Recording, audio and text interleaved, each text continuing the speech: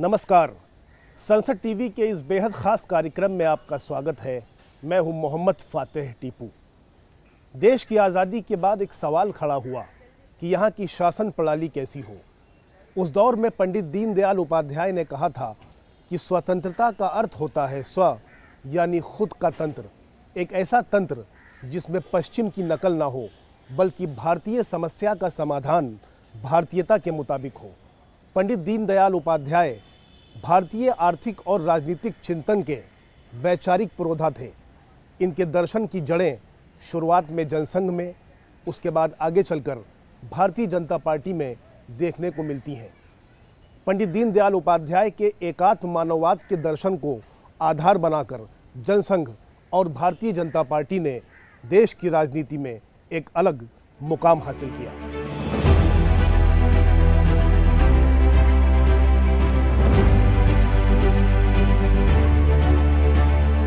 हमारे स्वतंत्रता आंदोलन के नायकों का मत था कि भारत ग्राम स्वराज, प्राचीन दर्शन और नवाचार के रास्ते पर चले।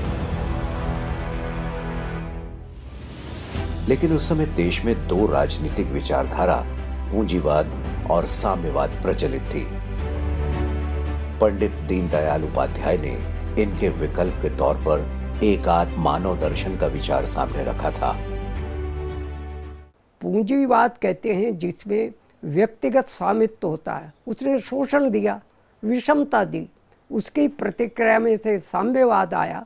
साम्यवाद में से व्यक्ति के काम करने की प्रेरणा और पहल दोनों समाप्त हो गई। इसलिए सोवियत एम्पायर ढह गया और इसलिए उन्होंने कहा एक नए ढंग से भारतीय मूल दृष्टि को ध्यान में रख करके विचार करना पड़ेगा। इसी में से एकात्म मानववाद आया। अब जब कई सालों बाद पूंजीवाद और साम्यवाद का विचार बिखर चुका है, तब एकात्म मानववाद बेहद प्रासंगिक लगता है। व्यक्ति को मानने वाले व्यक्तिवादी हो गए और समाज को मानने वाले समाजवादी हो गए। कोई समाजवादी व्यक्तिवादी नहीं हो सकता और कोई व्यक्तिवादी समाजवादी नहीं हो सकता। दीनदयाल जी ने कहा, मानव की अस्मिता को इस तरह से आपस में लड़वा कर आप मानव को सुखी नहीं कर सकते।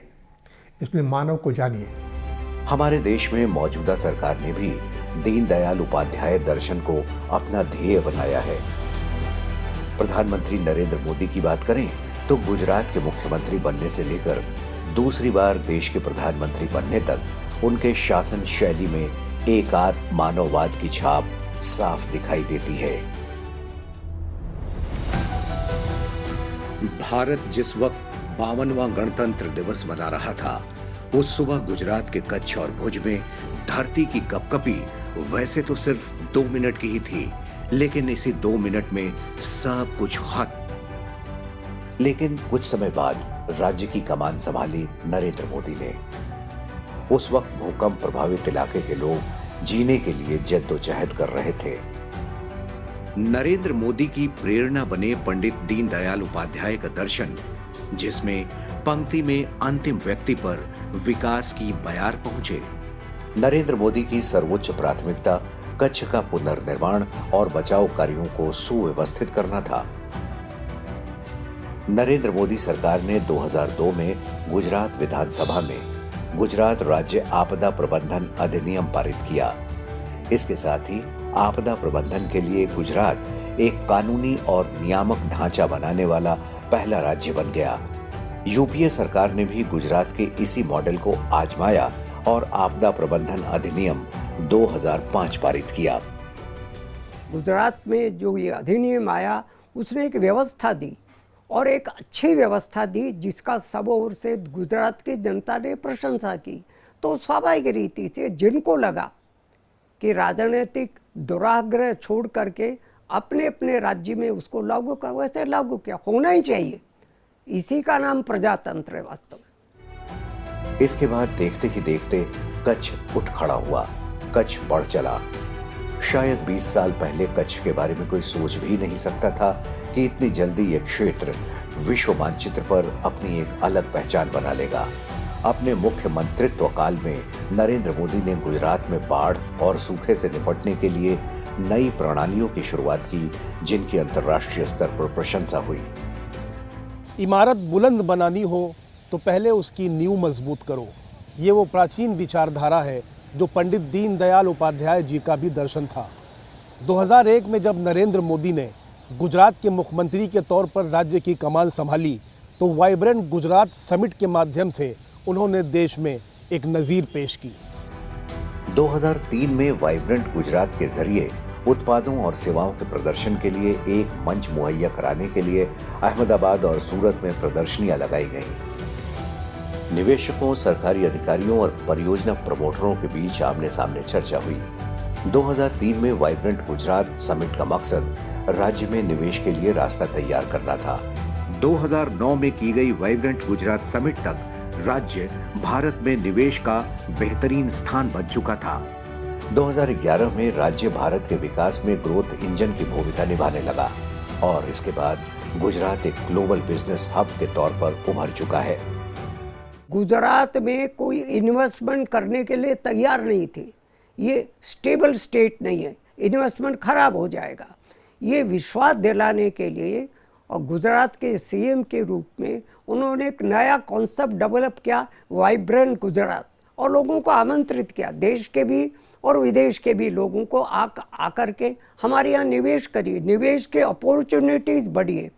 और उन्होंने बड़ी मात्रा में निवेशकों को आमंत्रित किया और उसमें खासियत ये थी उस वाइब्रेंट गुजरात की, जिन्होंने भी प्रोजेक्ट के लिए अप्लाई किया वो अगर अप्लाई करके सो गए तो सरकार उनको फॉलो करती थी। क्या आपने अप्लाई किया था, आपको कोई कठिनाई आ रही है क्या, आप क्यों नहीं इस पर से आगे बढ़ते। उनको लगा ये पहली बार कोई राज्य सरकार ऐसी है हमको इन्वेस्टमेंट के लिए केवल मौका नहीं दे रही, उसके लिए अवसर भी दे रही है और फॉलोअप कर रही है।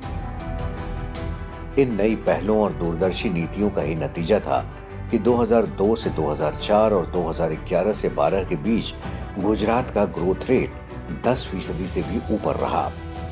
यहां तक कि 2005-06 में ये 15% के करीब पहुंच गया था। ऐसा नहीं है कि गुजरात में निवेश के जरिए ही नरेंद्र मोदी ने राज्य को मॉडल स्टेट के तौर पर स्थापित किया, बल्कि उन्होंने उस दर्शन को हमेशा तवज्जो दिया जिसमें किसान, गरीब और बेसहारा लोगों तक सरकार की तमाम योजनाओं का लाभ उनको मिल सके और पंडित दीनदयाल उपाध्याय के अंत्योदय का जो सपना था वो पूरा हो सके। इस सिलसिले में सरकार की पंचामृत योजना मील का पत्थर साबित हुई। जल शक्ति, ऊर्जा शक्ति, ज्ञान शक्ति और रक्षा शक्ति को मजबूत करने के लिए उन्होंने पंचामृत योजना की शुरुआत की। इस पंच आयामी योजना से गुजरात की शक्ति बढ़ी है। इसी का नतीजा रहा कि गुजरात के विकास को पंख लगे। गुजरात में जिम्मेदारी और जवाबदेही के साथ कई ऐसी योजनाएं बनाई गईं जो जन भागीदारी की मिसाल बन गई।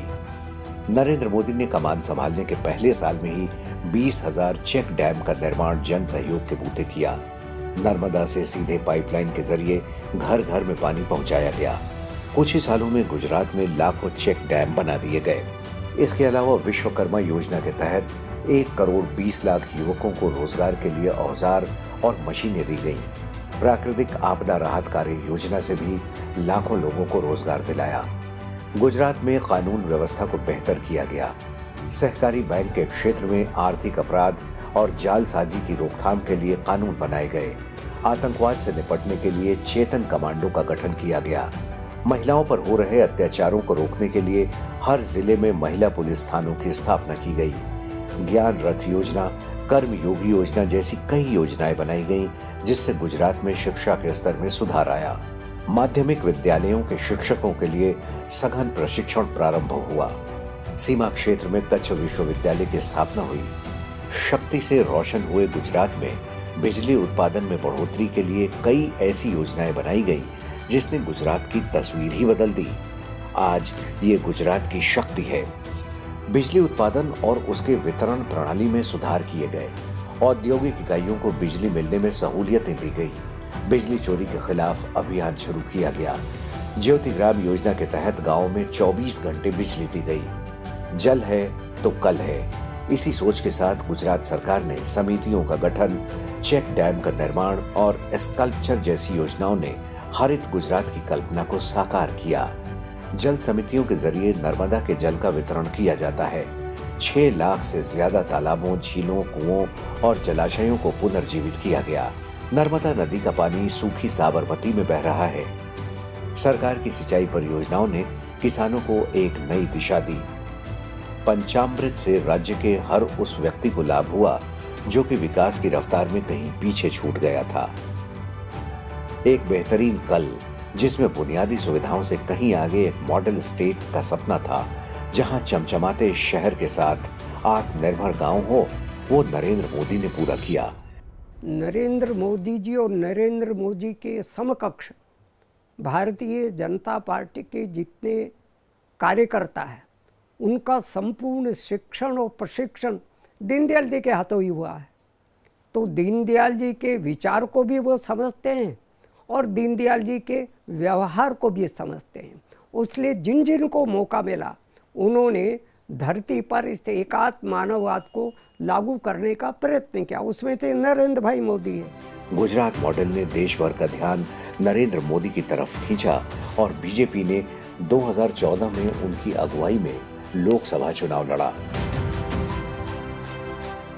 2001 से 2014 तक गुजरात को विकास की ऊंचाइयों पर ले जाने वाले नरेंद्र मोदी को यूपीए शासन के बाद देश की बागडोर सौंपी गई।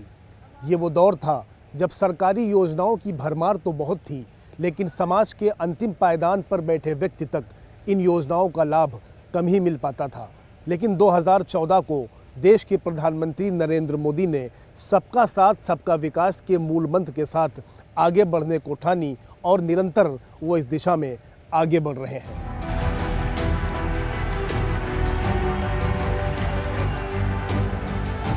मैं नरेंद्र दामोदर दास मोदी ईश्वर की शपथ लेता हूं। सरकार संभालने के बाद प्रधानमंत्री ने 2 अक्टूबर 2014 को महात्मा गांधी की जयंती पर पूरे देश में स्वच्छता को बढ़ावा देने के लिए स्वच्छ भारत मिशन शुरू किया। 2014 में स्वच्छता कवरेज 38% थी, जो आज बढ़कर 99% हो गई है। दुनिया भर में इस पहल की सराहना की गई। विश्व स्वास्थ्य संगठन ने कहा कि इस अभियान से 3 लाख लोगों की जान बच सकती है। आज हम देखते हैं कि बहुत ऐसी एकदम प्राथमिक बातें जिनके लिए कोई बहुत सोचने की ज़रूरत नहीं थी, लेकिन चाहे स्वच्छता अभियान है, चाहे शौचालय है, हिंदुस्तान की इकॉनमी में हर व्यक्ति की सहभागिता होनी चाहिए। अब हर व्यक्ति की सहभागिता मिनिमम क्या है? मिनिमम है कि इकॉनमी को रिप्रेजेंट करने वाली इंस्टीट्यूशन बैंक है, तो बैंक में उसका खाता होना चाहिए।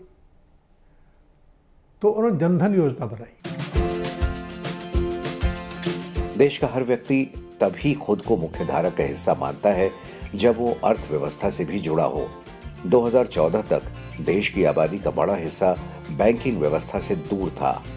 इन लोगों को वित्तीय धारा में लाने के लिए प्रधानमंत्री ने जन धन योजना शुरू की, जिसका उद्देश्य प्रत्येक भारतीय का बैंक खाता खोलना था। अब तक 35 करोड़ से अधिक जन धन खाते खोले जा चुके हैं। प्रधानमंत्री नरेंद्र मोदी ने बैंक खातों से आगे बढ़कर सबसे कमजोर वर्गों को बीमा और पेंशन कवर देकर जन सुरक्षा पर जोर दिया। मुद्रा लोन की व्यवस्था हुई।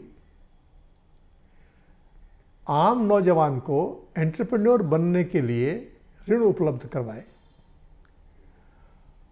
और हिंदुस्तान का आम ग्रामीण उसकी पहुंच उन सब केंद्रों तक सहजता से हो सके जहां पर सत्ता, संपत्ति और सम्मान के केंद्र हैं। इन सब कामों को नरेंद्र मोदी जी ने गुजरात से शुरू किया और आज हम वो सारे देश में कर रहे हैं।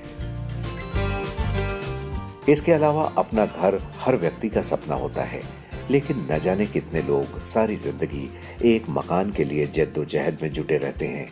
कोई भी भारतीय बेघर नहीं होना चाहिए। इसी विजन को साकार करने के लिए 2014 से 2019 के बीच 1,25 लाख से अधिक घर बनाए गए। सरकार 2022 तक हाउसिंग फॉर ऑल के मिशन को कामयाब करने में जुटी है।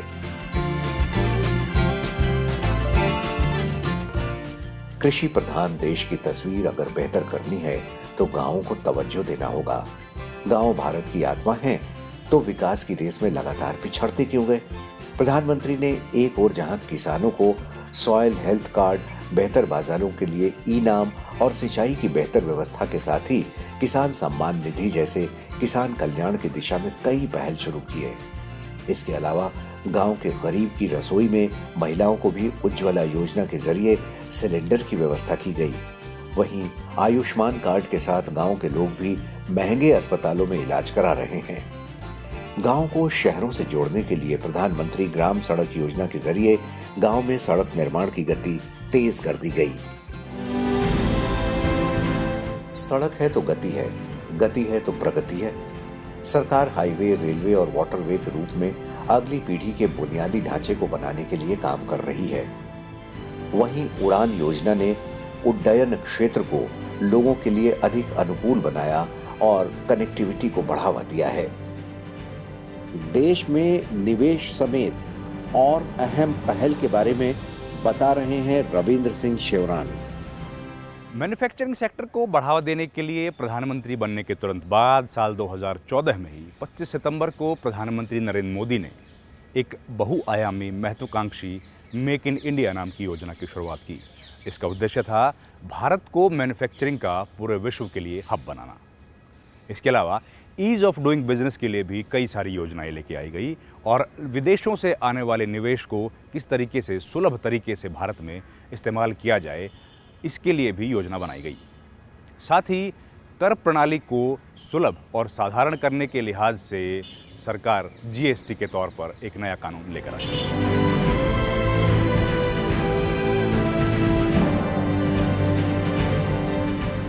भारत को अंतर्राष्ट्रीय विनिर्माण पावर हाउस में बदलने के लिए मेक इन इंडिया पहल शुरू की गई। इस प्रयास से परिवर्तनकारी परिणाम सामने आए हैं।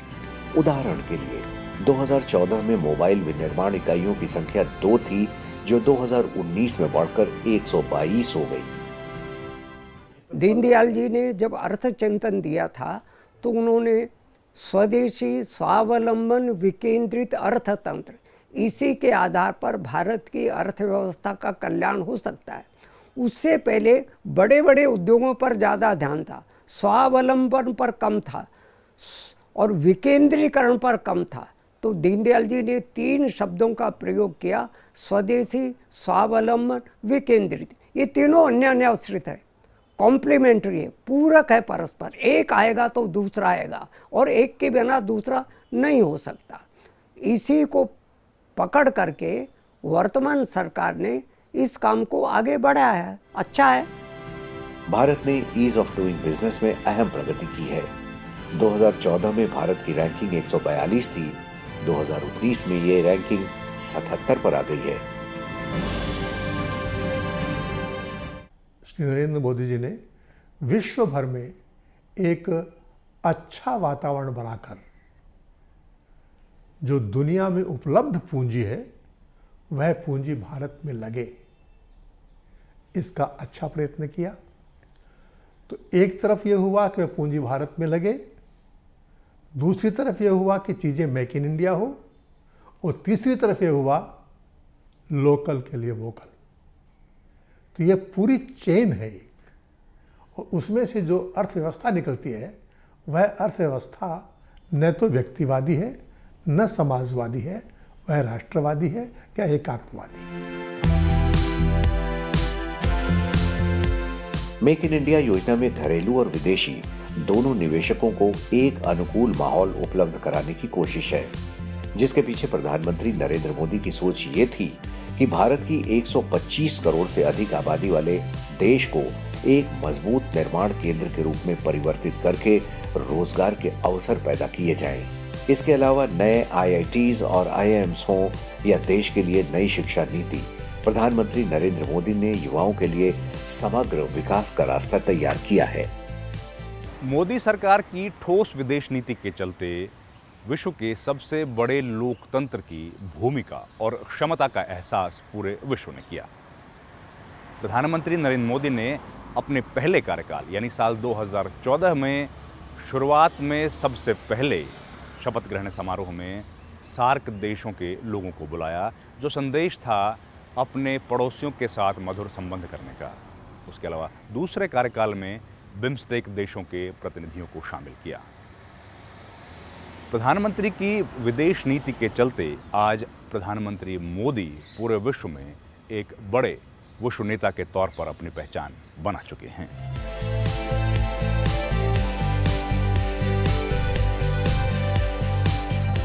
प्रधानमंत्री बनने के बाद नरेंद्र मोदी भारत के मुखिया के तौर पर 17 साल की लंबी अवधि के बाद नेपाल, 28 साल के बाद ऑस्ट्रेलिया, 31 साल के बाद फिजी और 34 साल के बाद सेशल्स और यूएई के द्विपक्षीय दौरे पर जाने वाले पहले भारतीय प्रधानमंत्री बने।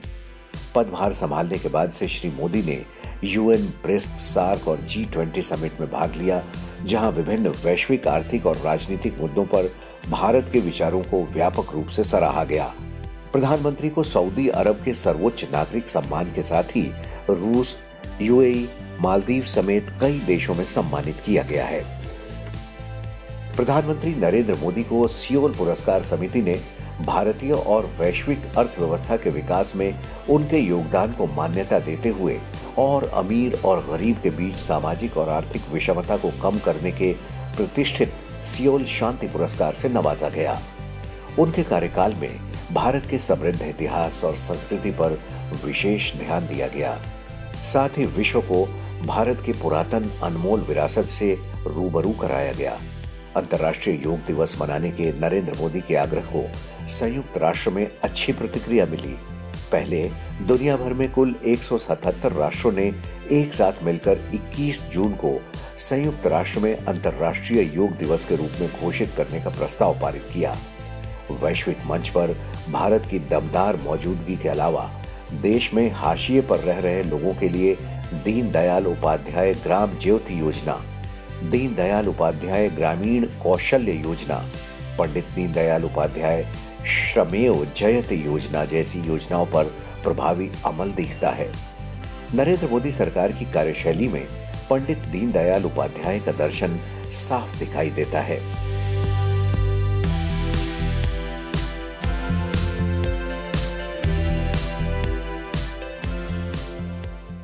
गुजरात में भूकंप की आपदा के बाद उसके पुनर्निर्माण से शुरू हुए प्रधानमंत्री मोदी के सफर ने देश को विश्व मानचित्र पर एक मजबूत पहचान दी है।